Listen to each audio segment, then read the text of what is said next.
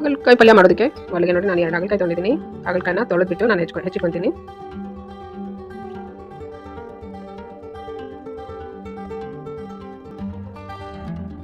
ಹೆಚ್ಚಿಬಿಟ್ಟು ನೋಡಿ ಇದರಲ್ಲಿ ಈ ಥರ ಬೀಜಗಳನ್ನ ತೆಗಿಬೇಕು. ಬೀಜ ಹಾಕಬಾರ್ದು.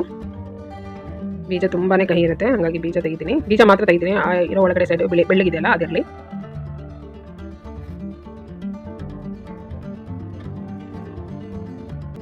ಇರ್ತಿ ಅಷ್ಟು ಹಾಗಲಕಾಯಿ.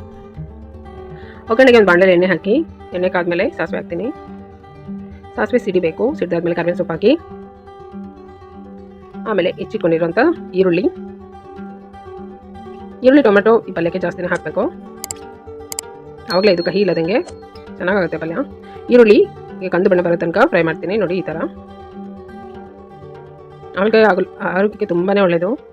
ಕೆಲವರು ಇಷ್ಟಪಡಲ್ಲ, ಕಹಿ ಇರುತ್ತೆ ಅಂತ, ಬಟ್ ಇದು ತಿಂದರೆ ತುಂಬ ಒಳ್ಳೆಯದು ಆರೋಗ್ಯಕ್ಕೆ. ಈರುಳ್ಳಿ ಫ್ರೈ ಆದಮೇಲೆ ಟೊಮೆಟೊ ಹೆಚ್ಚಿರುವಂಥದ್ದು ಹಾಕಿದ್ದೀನಿ.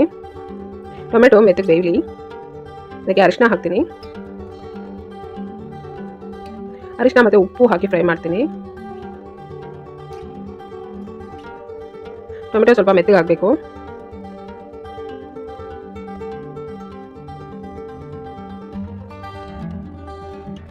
ಈಗ ಅದಕ್ಕೆ ಖಾರದ ಪುಡಿ ಹಾಕಿ ಸ್ವಲ್ಪ ಫ್ರೈ ಮಾಡ್ತೀನಿ. ಈಗ ಹೆಚ್ಚಿಟ್ಕೊಂಡಿರುತ್ತಾ ಹಾಗಲಕಾಯಿ ಹಾಕ್ತಾಯಿದ್ದೀನಿ. ಹಾಕಿ ಮಿಕ್ಸ್ ಮಾಡಿ.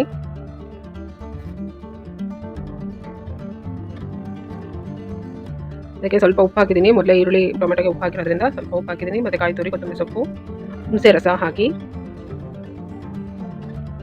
ಹಾಗಲಕಾಯಿ ಬೇಯೋಷ್ಟು ನೀರು ಹಾಕಿ ಚೆನ್ನಾಗಿ ನೀಟಾಗಿ ಮಿಕ್ಸ್ ಮಾಡಬೇಕು. ಉಪ್ಪು ಮತ್ತು ಇದು ಬೆಲ್ಲದ ಪುಡಿ. ಇದು ಮತ್ತು ಉಂಡೆ ಬೆಲ್ಲನ ಪುಡಿ ಮಾಡಿ ಹಾಕ್ಬೋದು. ಮತ್ತು ಇನ್ನೂ ಸ್ವಲ್ಪ ನೀರು ಹಾಕ್ತೀನಿ. ಇದನ್ನು ನೀಟಾಗಿ ಮಿಕ್ಸ್ ಮಾಡಿ ಬೇಯೋದಕ್ಕೆ ಬಿಡ್ತೀನಿ ನಾನು. ಹಾಗಲಕಾಯಿ ಬೇಗ ಬೇಯುತ್ತೆ. ಅದಕ್ಕೆ ಉಪ್ಪು ಹುಳಿ ಮೊದಲಿಗೆ ಸ್ವಲ್ಪ ಹಾಕಿ ನೋಡಿ, ಮತ್ತು ಕೊನೆಯಲ್ಲಿ ರುಚಿ ನೋಡಿ ಮತ್ತೆ ಹಾಕಬೇಕಾದ್ರೆ ಹಾಕ್ಬೋದು. ಇದಕ್ಕೆ ಉಪ್ಪು ಹುಳಿ ಖಾರ ಕರೆಕ್ಟಾಗಿ ಇರಬೇಕು, ಆವಾಗ ಕಹಿ ಕಮ್ಮಿ ಇರುತ್ತೆ. ಈಗ ಮೀಡಿಯಂ ಫ್ಲೇಮಲ್ಲೇ ಪಲ್ಯ ಮಾಡಿ ಚೆನ್ನಾಗುತ್ತೆ. ಆವಾಗ ಮಿಕ್ಸ್ ಮಾಡ್ತಾಯಿರಿ. ಅದು ಈಗಾಗಲೇ ಹಾಗಲಕಾಯಿ ಬೆಂದಿದೆ, ಬೇಗ ಬೇಯುತ್ತೆ ಹಾಗಲಕಾಯಿ. ನಾನು ರುಚಿ ನೋಡ್ತೀನಿ ಹೇಗಿದೆ ಅಂತ. ಇದಕ್ಕೆ ಇನ್ನೂ ಸ್ವಲ್ಪ ಉಪ್ಪು ಹುಳಿ ಬೇಕು. ಹುಳಿ ಜಾಸ್ತಿ ಇದೆ, ಹಾಗಾಗಿ ಉಪ್ಪು ಮತ್ತು ಸ್ವಲ್ಪ ಮತ್ತೆ ಬೆಲ್ಲದ ಪುಡಿ ಹಾಕಿದ್ದೀನಿ. ಹುಳಿ ಕಮ್ಮಿ ಅಂತ ಅನ್ಸಿದ್ರೆ ಸ್ವಲ್ಪ ಹುಳಿ ಹಾಕ್ಬೋದು. ಮತ್ತೆ ಕೊನೆಯಲ್ಲಿ ಹಾಕಿ ಮತ್ತೆ 1-2 ನಿಮಿಷ ಬೇಯಿಸಬೇಕು. ಈ ರೀತಿ ಮಾಡಿ ತುಂಬ ಚೆನ್ನಾಗಾಗುತ್ತೆ. ಈಗ ತಯಾರಿದೆ ಹಾಗಲಕಾಯಿ ಪಲ್ಯ. ನನ್ನ ವಿಡಿಯೋ ಇಷ್ಟ ಆದ್ರೆ ಲೈಕ್